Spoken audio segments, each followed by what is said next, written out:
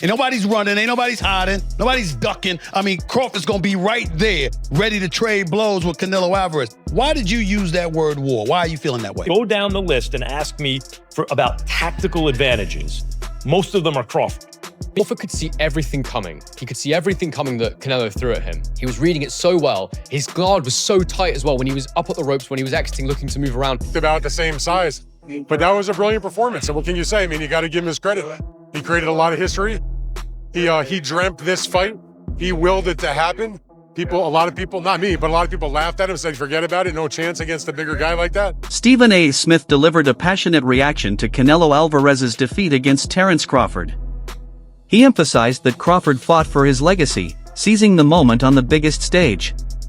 Smith highlighted that this victory was more than just a win, it was a defining moment that solidifies Crawford's place among boxing's elite, overshadowing Canelo's shine. Four-division world champion out of Omaha, Nebraska. He's undefeated, 41-0 with 31 KOs, and he begged for this fight. He wanted Canelo bad because to him, it's all about legacy. I'm not speculating.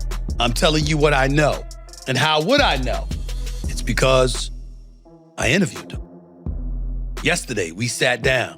Here is my conversation with the one and only Terence Crawford challenging Saul Canelo Alvarez, moving up 2 weight divisions to do it. Max Kellerman provided a sharp analysis of Crawford's historic performance. He compared the challenge to moving up multiple weight classes and facing a fierce opponent who could drag you into a gritty dogfight for the first time. Kellerman pointed out that true confidence drives fighters to seek out tough challenges, and Crawford's fearless mindset proved his right to respect among the sport's best. Giving up or having to jump up 2 more weight classes and fight a guy who might put him in a dogfight, a real one, for the first time in his career. When we get put in that position, we go find opposition to make that happen. You understand me? So when we go looking for the opposition, we're not concerned about how big they are, how fast they are, how strong they are. We feel like we got enough that we can bring to the table with anybody. That night I fought John Ruiz, I didn't care who was over there. Whoever they brought out that locker room was gonna get it. You understand me? That's just what it was. And I think Bud kind of has that feeling. Now, Bud, you gotta remember, has been around for a long time. Nobody called him out. You understand me? All the time Floyd came at the boxing floor, I never said I want Bud Crawford. No one ever said his name. Hey, all I know is one thing, Israel Mazrimov, he didn't get it, he barely lost. Yeah, but I was just saying, but nobody called his name. Shakur Stevenson's admiration for Crawford has been evident for years. After Crawford's stunning victory over Canelo, Stevenson's words carried extra weight. He praised Crawford for fulfilling his promises and demonstrated why he's regarded as one of the most disciplined fighters. For Stevenson, Crawford's achievement confirmed that greatness is built on years of preparation, making him a mentor figure and a standard of excellence for aspiring fighters. On Cook Canelo. Said he was gonna outbox him. He did exactly what I called years ago. And tonight he proved that he's the greatest boxer that ever lived. Well, in the interview that didn't work, you said, you felt like going on a run watching that tonight. How much inspiration can you take from someone like Terence? I take everything from I've been around him since I was a kid. And just watching that greatness Stephen A. Smith reflected on Crawford's relentless drive before the Canelo fight. Unlike some who might prefer easier matchups, Crawford insisted on stepping into Canelo's territory at 168 pounds, challenging himself at the highest level. Smith reminded viewers that Canelo remains one of the greatest in the sport, and Crawford's willingness to pursue this fight exemplified his hunger for legacy and greatness. 31-0, Molly, with 31 knockouts. He's taken on all comers. I asked him, you're moving up in weight. Why would you not try to get Canelo to come down from 168 to 160 to meet you halfway since Crawford's last fight was at 154? Crawford said, I want what he has. I want to go take it. I don't want to make, I don't want to make concessions and alterations. I'm coming to take what he has. And you look at him and no one believes that he can't pull it off. He can box, he can punch, he's smart, he's elite, and he wants Canelo. He begged Canelo for this fight. Oladipo highlighted how public perception shifted dramatically after Crawford's win. Critics once dismissed him as too small and too old, but after the victory, many quickly changed their tune. Olet emphasized that Crawford's win was earned through skill, determination, and taking the most difficult path, moving up divisions and challenging a reigning champion, proving that size and age are no barriers to greatness. Crawford did it again a few hours ago against Canelo. And what makes it even special or more special for Crawford is that he did it jumping up, as we know, a couple of weight classes. He did it against one of an all-time or another fellow all-time great. And he did it against someone who was undisputed and still a pound-for-pound top 10 guy. That's what Crawford did, people. So, you know, all those things people were saying in the lead up to this fight, you know, Canelo's going to be too strong, Canelo's too experienced, Crawford's going to be 38, all that. You have to remember all of that when you give Crawford his flowers.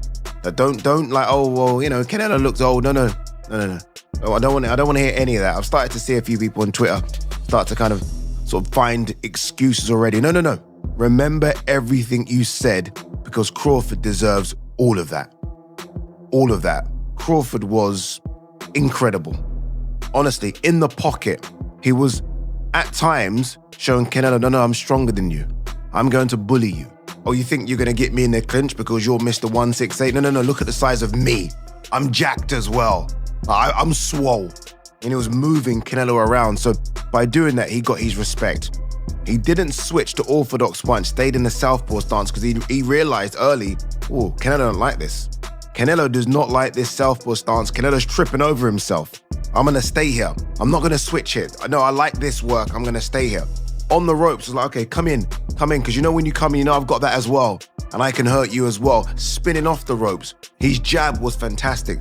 They put up the jab numbers. He was out-jabbing Canelo like, it was almost like 10-1. Maybe even 20-1. It was fantastic. And when he needed to land those power shots, he was landing those power shots. It was an incredible performance. The Wade concept analyst made a compelling point by dismissing the idea that Canelo's loss was due to decline.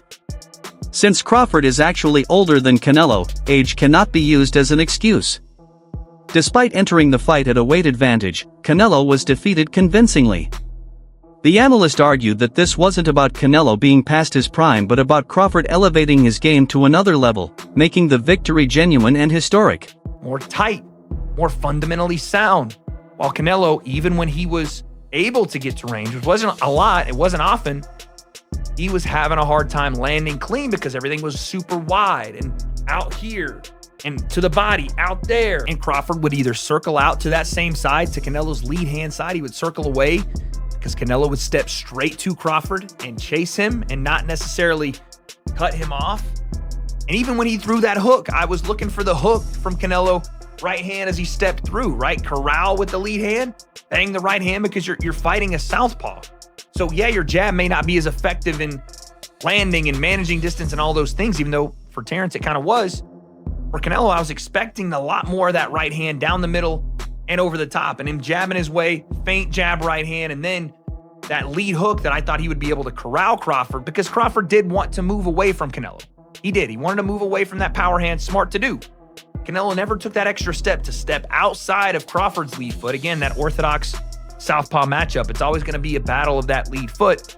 He never took that next step to get outside of that lead foot and then step through Crawford, step to his left where Crawford was going and land his right hand. He just felt like he was falling off to his right with his right hand. And once he fell off to his right after he threw the right hand, there was no follow-ups because he was off balance and Crawford was out the gate and circling back to reset the action. This was a masterful display from Terence Crawford. And again, I looked at this fight and I don't want to do the thing where I said, oh, you know, Canelo's washed. He's over the top.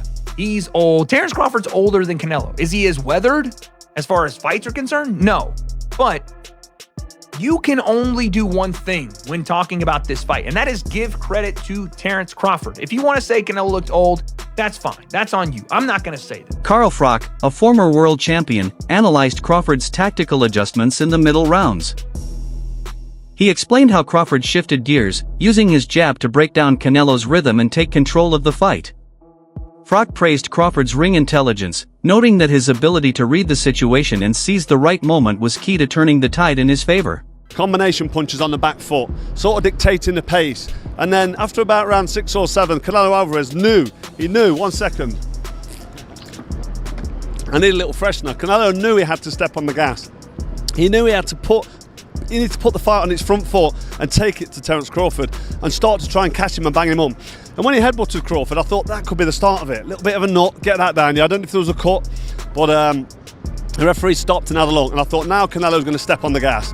And he did that. He stepped on the gas, he started getting in close, and he started landing a few more shots than he was in the previous rounds, but it wasn't enough. Terence Crawford was able to catch and counter. He was landing a sneaking uppercut from the southpaw stance. He was dominating behind his jab, and then when Canelo stuck it on him, he was dominating up close in the pocket. He was beating him at his own game. Canelo Alvarez must have been fuming in there. He must have thought to himself, what can I do? He couldn't do anything. He needed to pick up the pace, put the pressure on, and sustain the attacks. And I don't want to take anything away from Terence Crawford, but Canelo Alvarez couldn't do that. He couldn't do it for long enough. Crawford looked like he could have done 20 rounds in there tonight at that pace, the way he was dictating and controlling.